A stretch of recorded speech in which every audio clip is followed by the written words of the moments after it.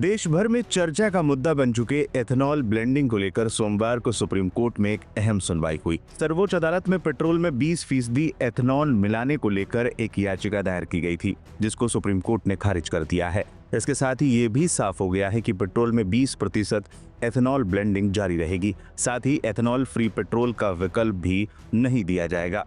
PIL में देश भर में 20% एथेनॉल मिश्रित पेट्रोल E20 की बिक्री पर सवाल उठाया गया था। साथ ही ये भी कहा गया था कि पेट्रोल पंप पर एथेनॉल फ्री पेट्रोल का विकल्प मिलना चाहिए। मुख्य न्यायाधीश BR गवई और K विनोद चंद्रन ने पूरे मामले की सुनवाई की और सरकार की तरफ से भारत के अटॉर्नी जनरल R वेंकटरमन का पक्ष सुनने के बाद याचिका खारिज कर दी। CJI BR गवई की अध्यक्षता वाली बेंच ने कहा, इसमें हस्तक्षेप करने की कोई जरूरत नहीं दिखती। याचिकाकर्ता ने कोर्ट में क्या कहा?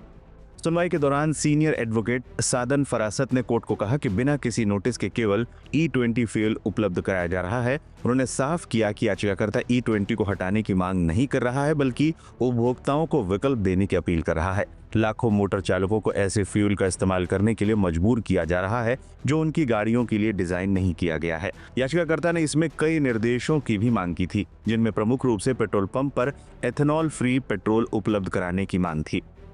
E20 के इस्तेमाल से वाहन हो रहे हैं खराब। PIL याचिका में कहा गया कि अप्रैल 2023 से पहले बने ज्यादातर गाड़ियां और यहां तक कि पिछले 2 सालों में बने कुछ BS6 मानक वाले गाड़ियां भी E20 के लिए उपयुक्त नहीं है। इसमें दावा किया गया कि अधिक एथेनॉल के इस्तेमाल से इंजन के पुर्जों में जंग लगना, माइलेज में कमी, समय से पहले पार्ट्स के खराब होने जैसी समस्याएं सामने आ रही हैं।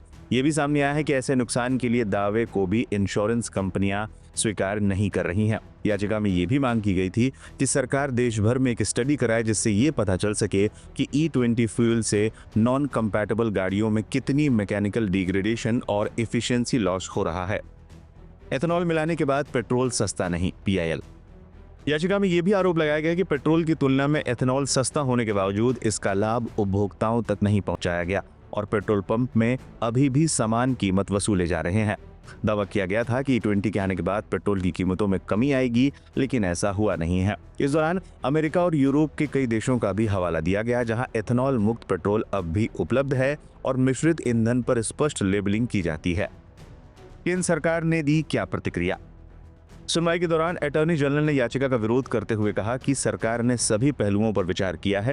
उन्होंने सवाल उठाया कि क्या कोई बाहर से आकर तय करेगा कि भारत में कौन सा पेट्रोल इस्तेमाल होगा। उन्होंने ये भी कहा कि एथेनॉल ब्लेंडिंग से गन्ना किसानों को बड़ा लाभ मिला है और इस व्यवस्था को खत्म करने की मांग सही नहीं है। क्या है पूरा मामला?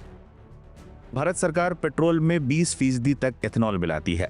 इससे गन्ना किसानों को फायदा मिलता है और उनका गन्ना ऊंची कीमत पर बिकता है।